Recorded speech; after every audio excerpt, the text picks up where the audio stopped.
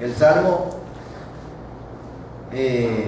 contiene básicamente 6 versículos y comienza diciendo: ¿hasta cuándo, Jehová, me olvidarás para siempre? Y otro: ¿hasta cuándo? ¿Hasta cuándo esconderás tu rostro de mí? Siguiente versículo. Y viene otro: ¿hasta cuándo? ¿Hasta cuándo pondré consejo en mi alma, con tristeza en mi corazón cada día? ¿Hasta cuándo será enaltecido mi enemigo sobre mí? Luego ya hay un cambio. Mira, respóndeme, oh Jehová, Dios mío. Alumbra mis ojos para que no duerma de muerte. El siguiente: para que no diga mi enemigo, lo vencí. Mis enemigos se alegrarían si yo resbalara. Mas yo en tu misericordia he confiado. Mi corazón se alegrará en tu salvación. El otro: cantaré a Jehová porque me ha hecho bien. Miren esta canción tan significativa y tan importante. Esta canción nos habla de una realidad que está viviendo un hombre. Y esta canción la podemos dividir en 3 partes. Gracias. Mira, ayúdanos a...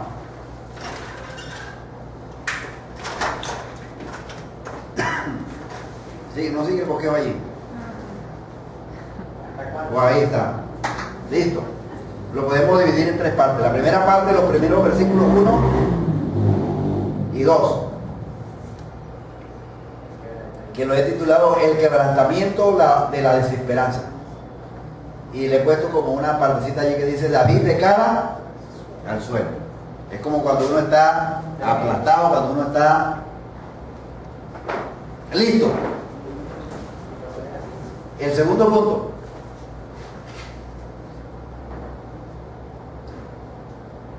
bueno, eso viene dentro del mismo primer punto. Dice: David se enfoca en la profundidad de la prueba.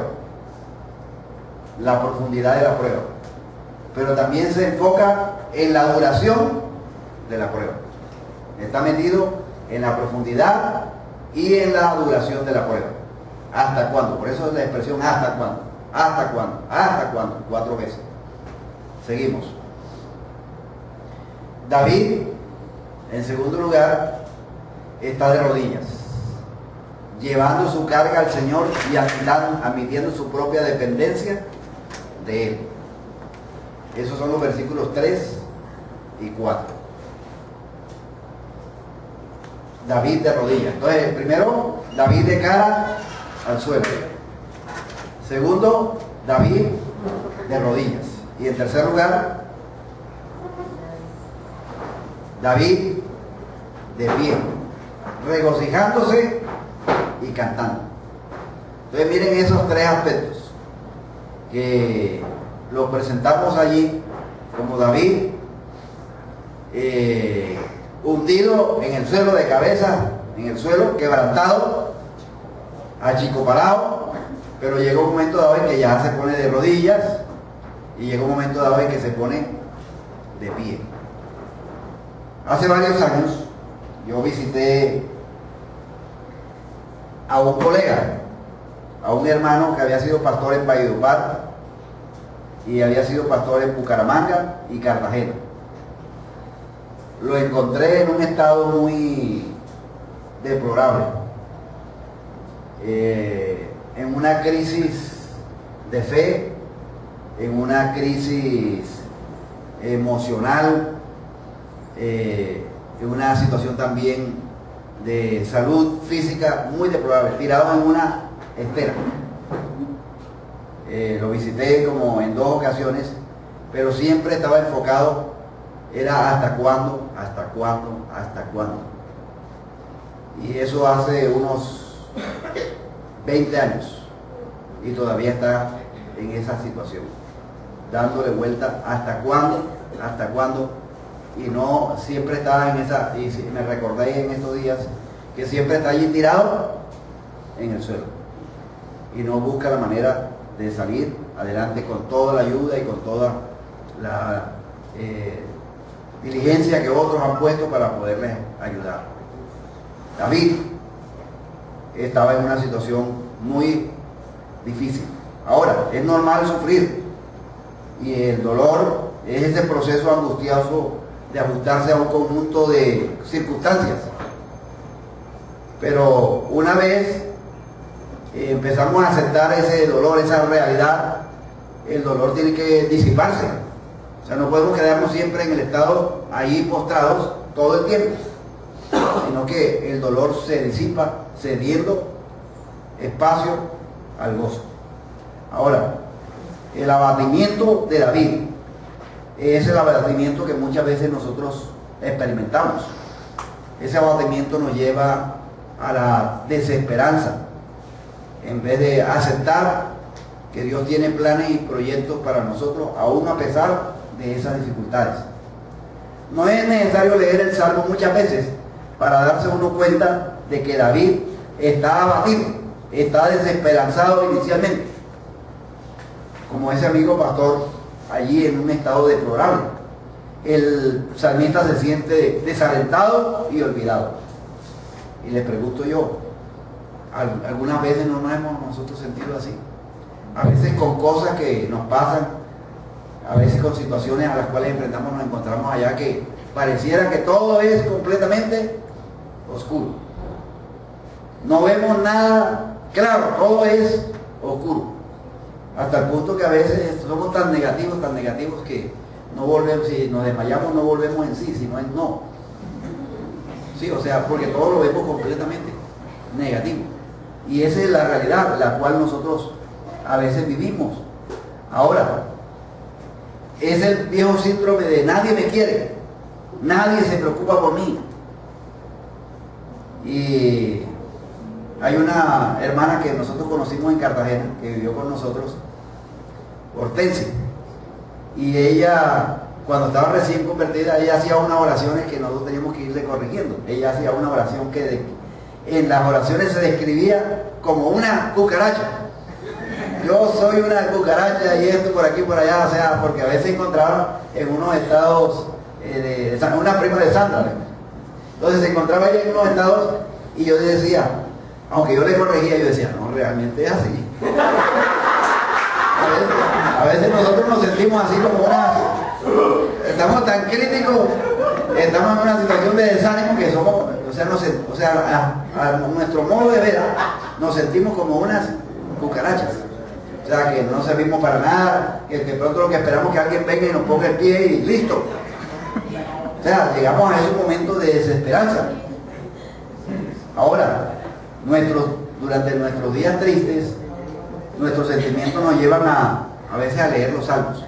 Cuando yo he estado triste, eso me ha llevado a leer los salmos. Yo sé que a muchos de ustedes también los salmos han sido de mucha inspiración, de mucho ánimo. David se siente miserable. Probablemente si usted lee el Salmo 13 así, dice, bueno, ¿y por qué es que se siente él así? ¿Qué razones tiene para estar en esa situación? ¿Por qué es que se siente así tan solitario, tan agotado? ¿Por qué está tan abatido? Pero la pregunta quiero hacerla a ustedes y hacérmela a mí. ¿Estás tú abatido en este momento? ¿O conoces a alguien que está abatido, desesperanzado? ¿Sabe cuál es el motivo? ¿Qué circunstancia le causó ese dolor? A veces no hacemos ese tipo de preguntas, sino que de pronto juzgamos a la persona en el estado en que se encuentra en el momento. Y la lucha de David con el abatimiento se hizo tan intensa que eso fue lo que me impulsó a escribir esa canción que se registra y se plasma aquí en el Salmo 13. Ahora, no podemos saber con exactitud lo que le estaba pasando al rey poeta. Lo que sí sabemos es que David vivió momentos muy difíciles, y esos días difíciles ocurrieron antes de que él fuera promovido oficialmente como rey de Israel, y Dios lo estaba preparando para una tarea inmensa, y Dios utilizó varias pruebas para moldearlo, para que fuese un hombre maduro y con una fuerza interna. Creo que sería útil, para tener una idea, que Felipe nos leyera 1 de Samuel, capítulo 18, versículos 9, 15, el 28 y el 29. 1 de Samuel 18, versículos 9 al 15, y luego el versículo 28, el versículo 29, y luego vamos a pedirle a un voluntario, Muriel, por favor, el 1 de Samuel 20, el 30 al 33. Estamos de 9 al 15 primero, ¿cierto? Sí, de 9 al 15, luego el 28 y luego el 29. Como dice la palabra de Dios, digna de ser recibida. Y desde aquel día Saúl no miró con buenos ojos a David. Aconteció al otro día que un espíritu malo de parte de Dios tomó a Saúl, y él desvariaba en medio de la casa. David tocaba con su mano como los otros días, y tenía Saúl la lanza en la mano. Y arrojó Saúl la lanza diciendo: enclavaré a David en la pared. Pero David lo evadió 2 veces.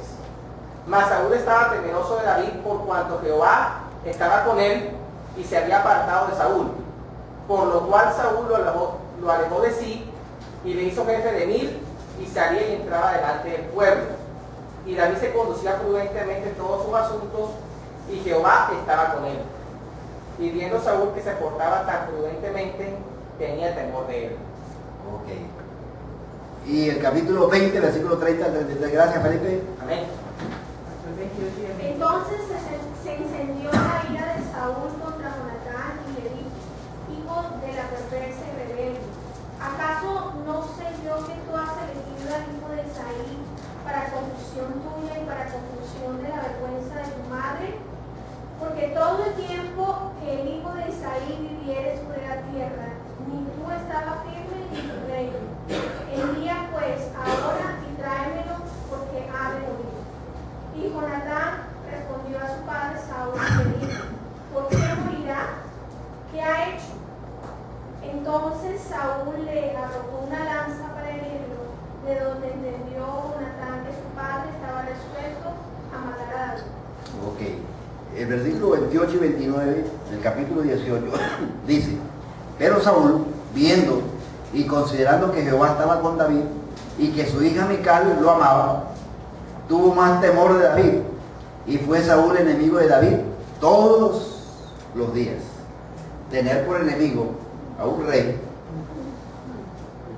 y David enamorado de Mical, y Mical enamorado de él, y una amistad muy estrecha entre David y Jonatán. Eso, y también el respaldo que tenía David de parte de muchas personas, eso creaba y aumentaba el celo de parte de Saúl hacia David. La historia también nos dice que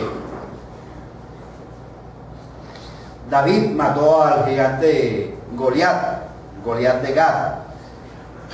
Los filisteos, que eran los enemigos en esa época más fuertes del pueblo de Israel, habían sido derrotados, y David se había convertido en el héroe del momento. Era el Falcao para Colombia. O sea, era hasta el punto de que le componían canciones. Cuando él llegaba a una parte había canciones que de este hirió a miles y este a 10.000, o sea, y habían esos cánticos y esa cuestión, y eso al rey. Entonces, esa situación era una situación bastante compleja. David era todavía un joven, y lo que producían esos cantos que entonaban las mujeres, algunos allí, hacía que Saúl se llenara de envidia. Saúl empezó a odiar la popularidad de David, y eso puede suceder muchas veces cuando usted está trabajando en una empresa. Usted está haciendo su trabajo honestamente, está haciendo su trabajo correctamente, y empieza a ascender, y eso despierta la envidia en otros. Y otros empiezan a ponerle trabas en el camino, a crearle dificultades, a imponerlo, situaciones bastante difíciles. Y lo que había hecho David era realmente ayudar al pueblo de Israel de esa situación que vivía con los filisteos. Ahora, parece que el único plan que tenía, el único objetivo de Saúl era asesinar a David, hasta el punto de que si su hijo Jonatán decía que porque lo iba a matar, también le tiró una lanza a Jonatán. Mire el odio tan fuerte que tenía. Desde ese momento se convierte en un plan, en la meta diabólica de Saúl, y aunque él era inocente ante Dios, y él seguía siendo leal al rey Saúl, hasta el punto que David tuvo oportunidad en un momento en una cueva de matarlo y no lo hizo. Pero ¿saben? David, a raíz de esa situación, se fue a las colinas de Judea. ¿Y saben cuántos años estuvo por allá en esas colinas de Judea huyendo? 12 años. Relata la historia de Primera de Samuel. ¿Te imaginas? 12 años siendo perseguido por un maniático, pero un maniático con poder, con un dictador que tenía poder y que tenía todos los recursos para poder mandar escuadrones y buscarlo y cazarlo como un animal salvaje. Entonces, lo único que podía hacer David era dirigirse a Dios en esos momentos. Allí estaba el rey David, el ungido de Dios, el rey electo, viviendo como un animal salvaje en el desierto. Y esto desilusiona a cualquiera, tener que esperar 12 años. Por eso muchas de las preguntas que le hacía, ¿hasta cuándo? Ya está bueno. Ya ha pasado mucho tiempo, Dios, o sea, ¿por qué? Me puedo imaginar a David allí en una cueva, dentro de una cueva, sucio, abatido, y preguntando de cuándo sería el final. Y eso, esas preguntas nos las hemos hecho nosotros muchas veces, cuando estamos en medio de dificultades y pruebas. ¿Hasta cuándo? El Salmo 13 tiene mucho sentido y está dentro de alguna categoría que llaman algunos salmos, lo llaman salmo de lamento. Es una oración que consiste en 6 versículos que van así como en la música, de menos a más, o de crescendo al clímax, llegando. Esta es la forma que se podría bosquejar esa canción.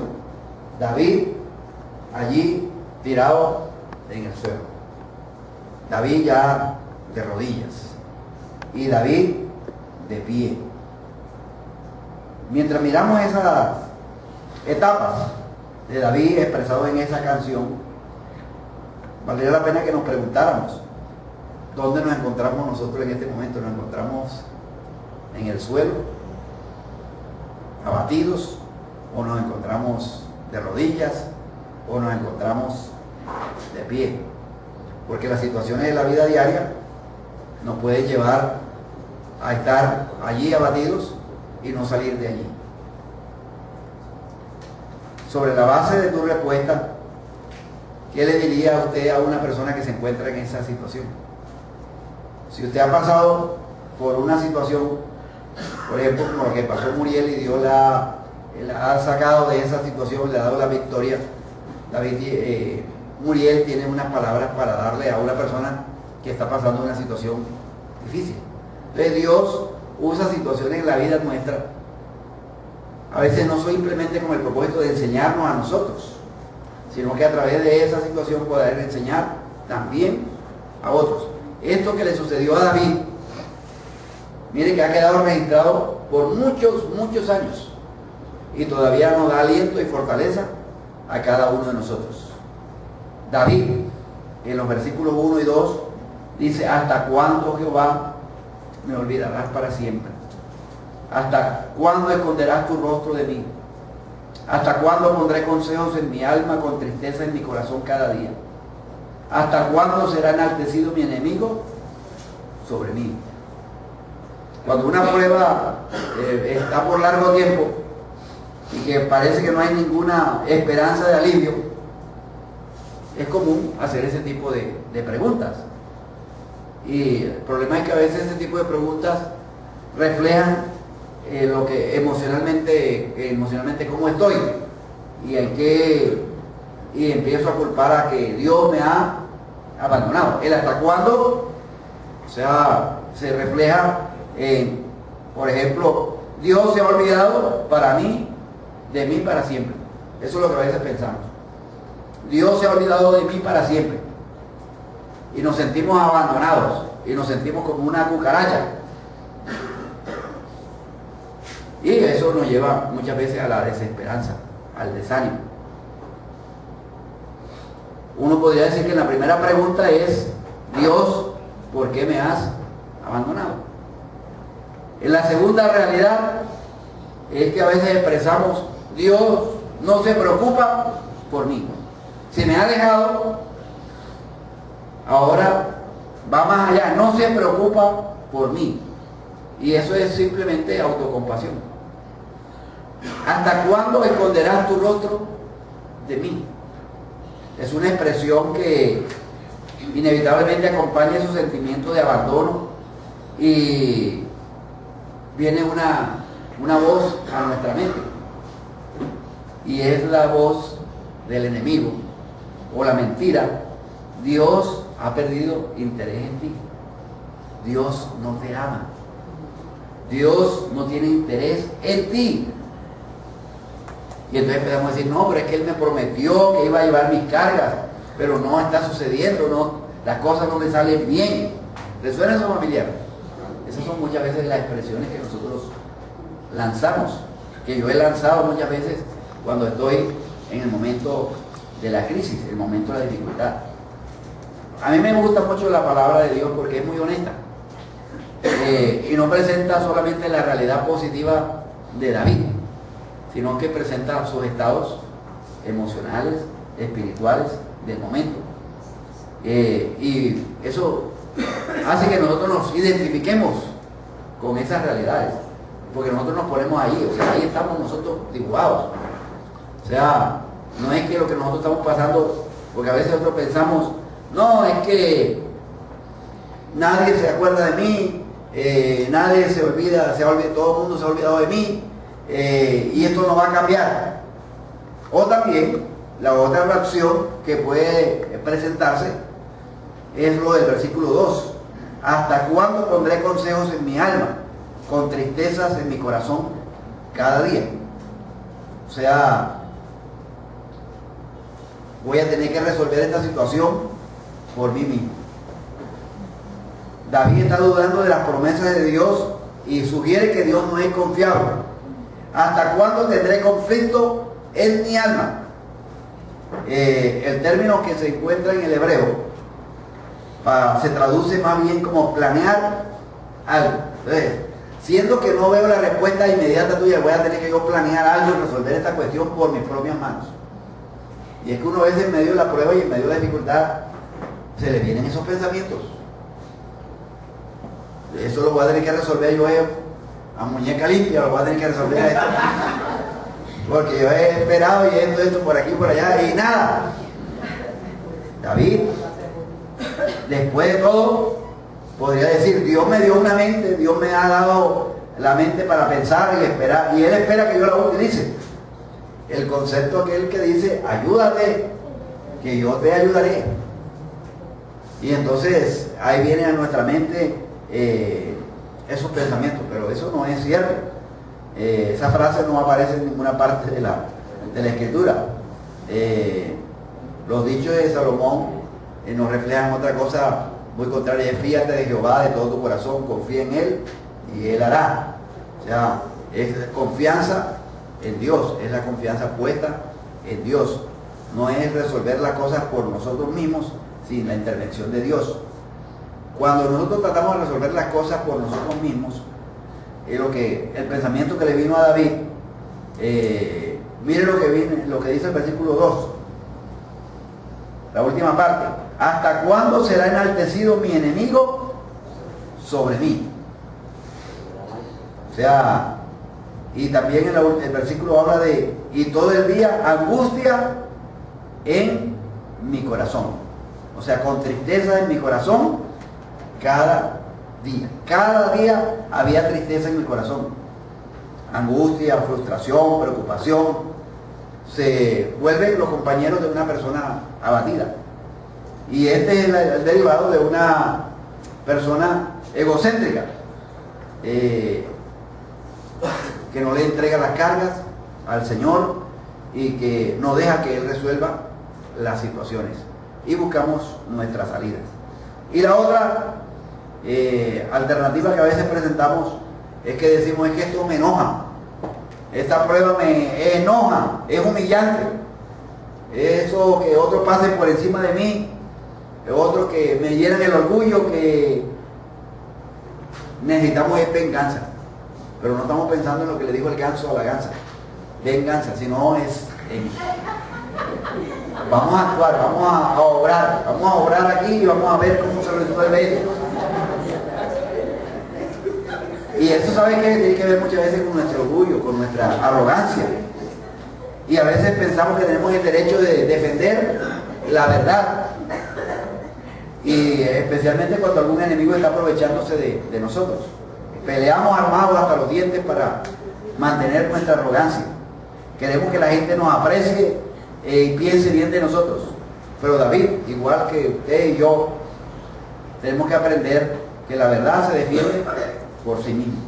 La verdad emergerá victoriosa en el tiempo de Dios. Dios no se ha olvidado de David, aunque él lo perciba así. Dios no se preocupa de mí, eso no es cierto.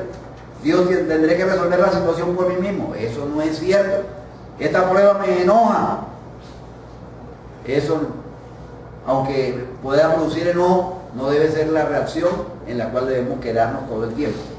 Ahora, David se sentía agotado porque la prueba había sido larga. Hablamos de ¿cuántos años? 12 años.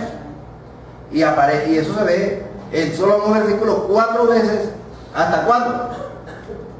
Ahora, debemos recordar que no solo Dios diseña la profundidad de la prueba, sino también la duración. Habacuc también le hizo la misma pregunta en el libro que lleva su nombre a Dios. ¿Hasta cuándo, Señor? Cuando veía él que los poderes estaban dañando y acabando el pueblo de Israel, decía, ¿hasta cuándo? A veces uno dice, ¿hasta cuándo? Pero también en los versículos, el Salmo 13 también se vuelve en contra de todos, pero no se mira a sí mismo.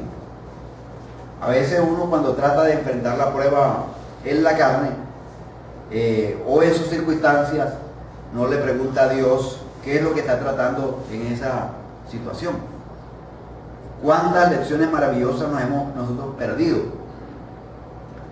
cuando nosotros estamos dispuestos a aprender de la aflicción de parte de Dios, que Dios la permite?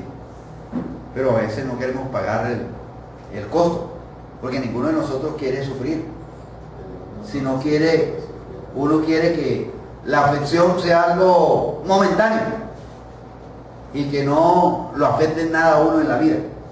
Ahora, el segundo punto de la canción es interesante.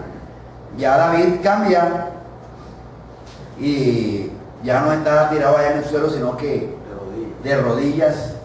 Y algo le ocurrió a David entre la segunda y la tercera estrofa de ese himno. Empezó a cantar y a cantar y a cantar. Comenzó con ese lamento, enfocado en su lamentación, pero se dio cuenta de que era autocompasión.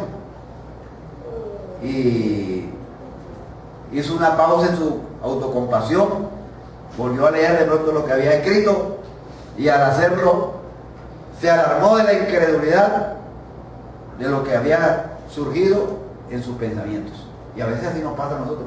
A veces en momentos de la desesperación y la cosa, decimos una cosa y después, exactamente bestial, y después, uy, yo dije esto, y yo fui capaz, yo expresé eso, sí, eso lo expresaste.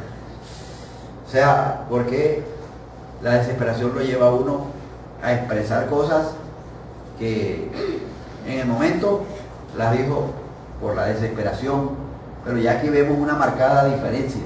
Ya no está de cara al suelo, ya su abatimiento está desapareciendo. Lo encontramos en el lugar de victoria.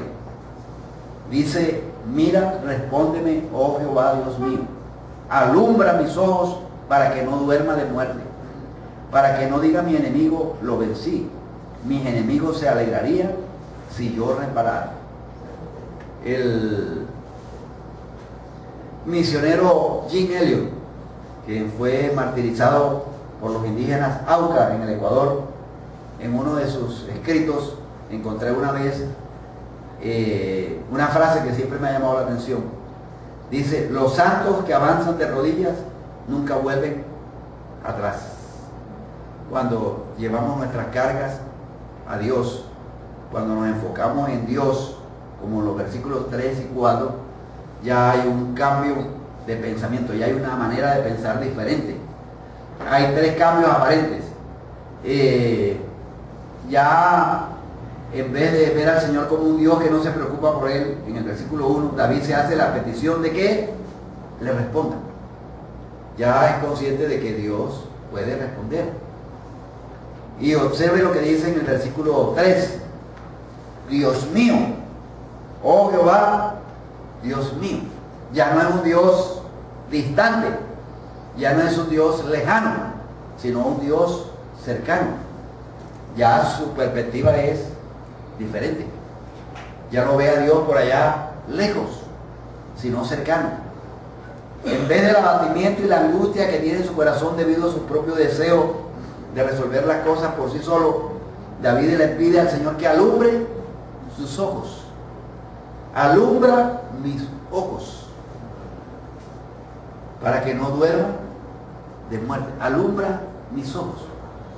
Esa palabra alumbra nos da, en el hebreo se da una comprensión un poco más clara. La palabra alumbrar tiene una raíz que significa iluminar, y es la misma expresión que se usa en el número 24 al 26. ¿Alguien por favor quiere leerlo? Número 26, 24 al 26, la bendición sacerdotal. ¿Qué dice? 6, 24, o sea, el libro de números.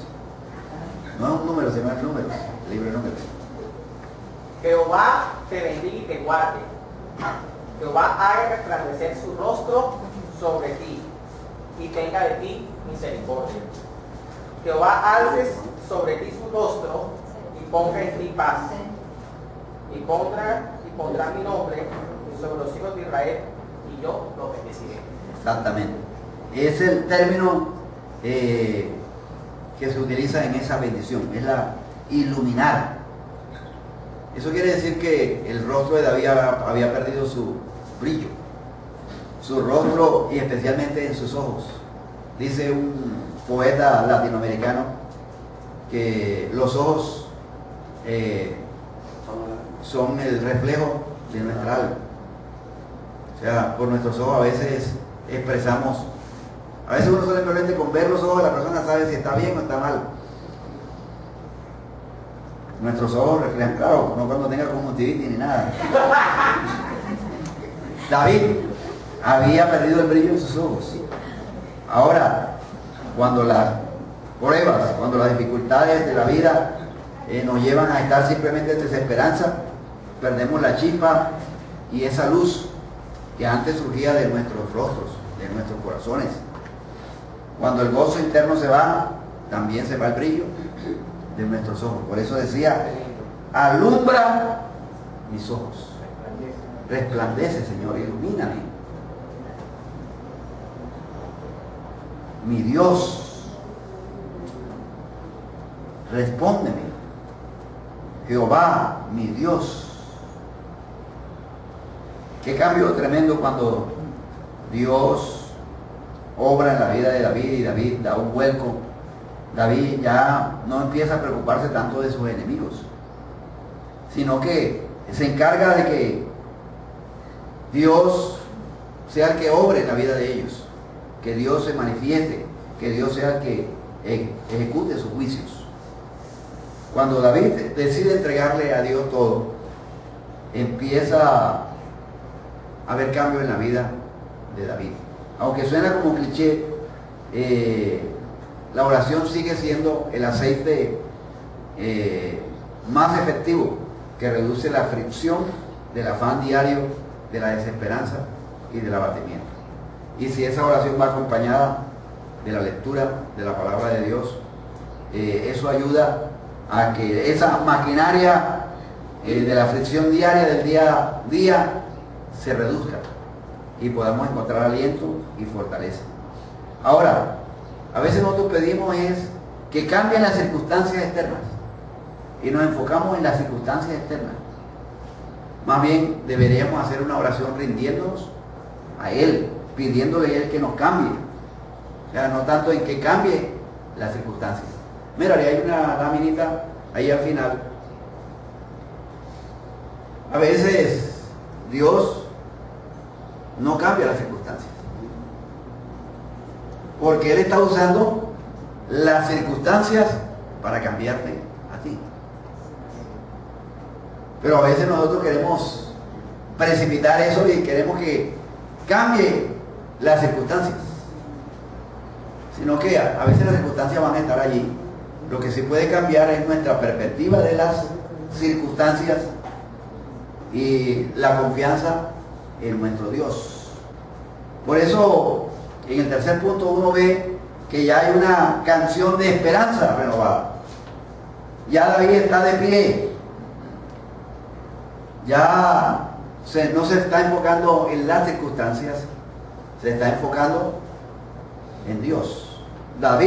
Saúl todavía seguía persiguiendo, eso no había cambiado. Todavía seguía él por allá en esas cuevas, eso no había cambiado. Pero su perspectiva acerca de Dios ya había cambiado. Entonces eso es muy importante.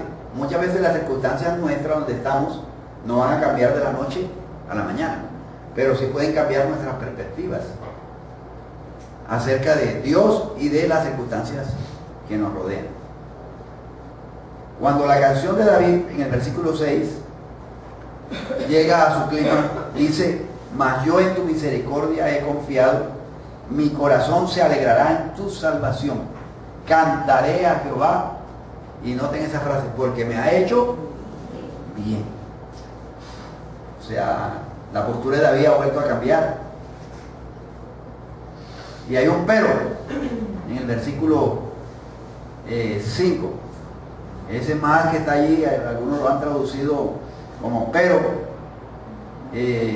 Mas yo en tu misericordia he confiado, mi corazón se alegrará en tu salvación. Es como cuando uno dice que hay un contraste. Es como si David estuviera diciendo: en contraste con mis quejas y mis temores iniciales, lo de mis ojos apagados, de mi corazón arrogante, ahora confío. Ahora mi corazón se regocija. Ahora mi corazón canta. Y una de las cosas muy naturales a veces nosotros los seres humanos es cuando estamos alegres, es cantamos.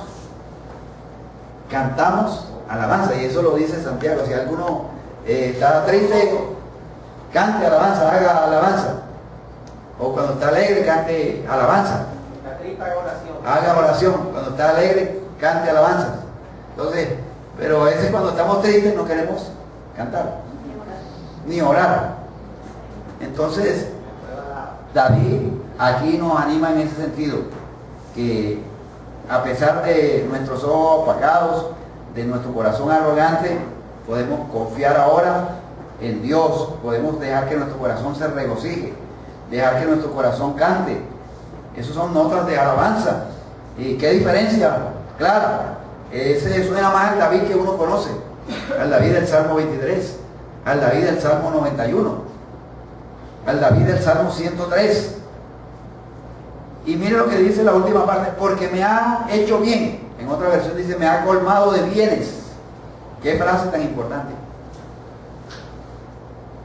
Me ha colmado de bienes. Y no es cierto, mis amados hermanos, que cuando uno está en problemas y dificultades, uno se enfrenta a eso y se enfoca en los problemas y los analiza, y toda la cosa negativa la mira por aquí, la estudia, la rumea, la esto por aquí, le hace todo un exceso, toda una explicación y le va hallando más y más a la cosa negativa. Pero nos olvidamos de todos los bienes que Dios nos ha hecho.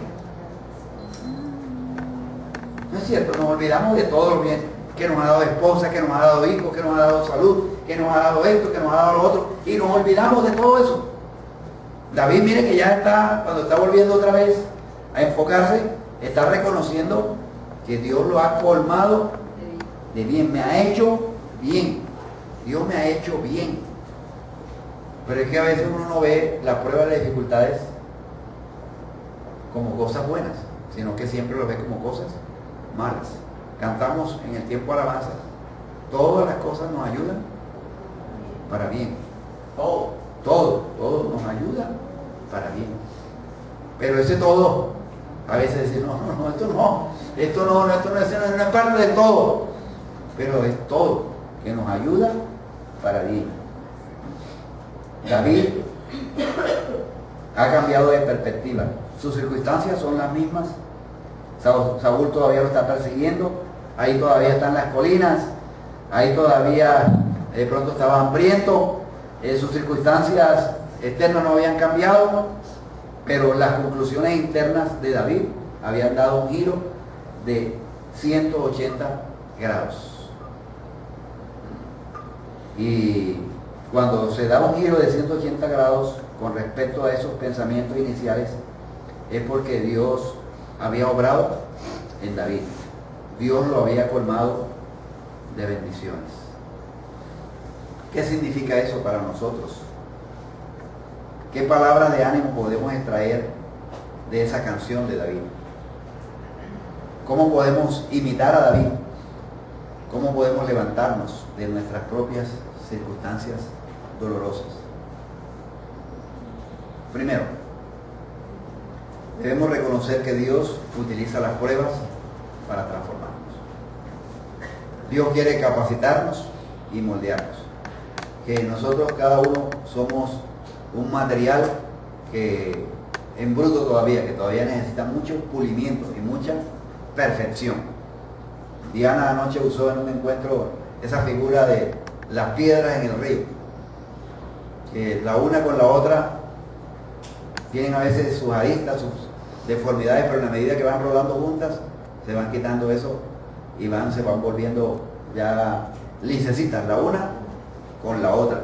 Entonces, las circunstancias traídas por el mal, Dios las puede usar como una herramienta para la gloria de Él, porque no se trata tanto de nosotros, sino se trata de Él, se trata para la honra y la gloria de Él. Nosotros vemos las pruebas y las dificultades y las circunstancias en nuestra perspectiva, pero Dios la ve desde otro punto de vista. Nosotros la vemos solamente en el momento, Dios la ve en el proceso de la historia, en la bendición que puede ser para uno, que puede ser para la familia y para otras personas. Dios nos ha colmado de bendiciones. Que no nos olvidemos que Dios siempre nos ha colmado de bendiciones. Que esas bendiciones, hay unas espirituales y también hay otras bendiciones materiales que Dios nos ha dado, a las cuales debemos ser siempre agradecidos. Que en medio de la prueba podemos decirle al Señor, Señor, tú me has colmado de bendiciones. No entiendo lo que está pasando. Yo no entiendo lo que está pasando, pero tú me has colmado de bendiciones. Tú eres Dios bueno, tú eres misericordioso, tú escuchas mi oración. Y segundo, o tercero, no sé, para terminar quisiera leer el Salmo 119. No, pero nada más unos versículos, voy a leer unos versículos. 71 al 75. 119, 71 al 35.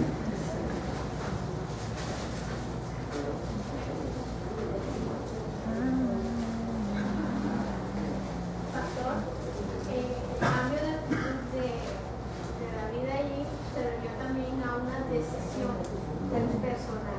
Exactamente. Decidió cambiar. Exactamente. Eso es muy importante también. Decisión de cambiar. Ok, gracias. el versículo 71-75. Nuestro lector oficial, por favor, Felipe. Bueno me es haber sido humillado para que aprendan tus estatutos. Mejor me es la ley de tu boca que millares de oro y plata. Tus manos me hicieron y me formaron. Hazme entender y aprenderé tus mandamientos. Los que te temen me verán y se alegrarán, porque en tu palabra he esperado. Conozco, oh Jehová, que tus juicios son justos y que conforme a tu fidelidad me afligiste. Exactamente, él vio propósito en lo que había experimentado. Él vio que, bueno, es el haber sido humillado. Dios lo estaba tratando, para cuando fuese rey, o sea, aprendiera algunas lecciones que necesitaba aprender. Son buenas para nosotros. El mismo apóstol Pablo dijo que Dios le permitió un aguijón en su cuerpo para que no se enalteciese demasiado. Porque es que la debilidad no es un síntoma de una enfermedad terminal. La debilidad es muestra de que somos humanos, una muestra tangible de que somos humanos. Pero esa disciplina el que ama. Y también esa es la plataforma donde Dios realiza parte de su trabajo más maravilloso. Porque si nosotros no tuviésemos ningún tipo de debilidad, si fuésemos todos fortaleza, entonces no veríamos la gloria de Dios. Pero en el medio de nuestras situaciones difíciles, Dios hace su trabajo maravilloso, es la de transformarnos. Por eso, si el afán diario nos ha llevado a arrastrarnos, deja que estas palabras de ánimo del profeta, del rey David, nos animen y que nos podamos identificar con este salmo peculiar que habla de una esperanza nueva, una esperanza que conforta el alma, una esperanza que levantará tu rostro, que alumbrará tus ojos, que dará gozo a tu corazón. Dios nos llama a tener confianza en Él y en su carácter. Y eso demanda mayor fe de parte de nosotros. Porque eso es más difícil que cambiar nuestras circunstancias. Confiar y tener fe en Dios y su carácter, eso requiere mucha fe. ¿Está dispuesto a tener esa clase de fe? ¿Recuerda la última diapositiva? A veces Dios no cambia las circunstancias. Dios usó esas circunstancias en la vida de David para cambiarlo a él.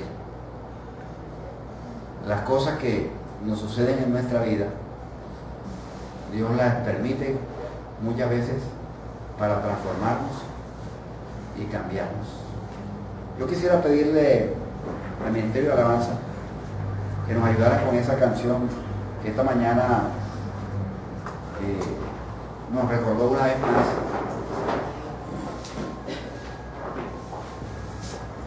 Le alaba a Dios.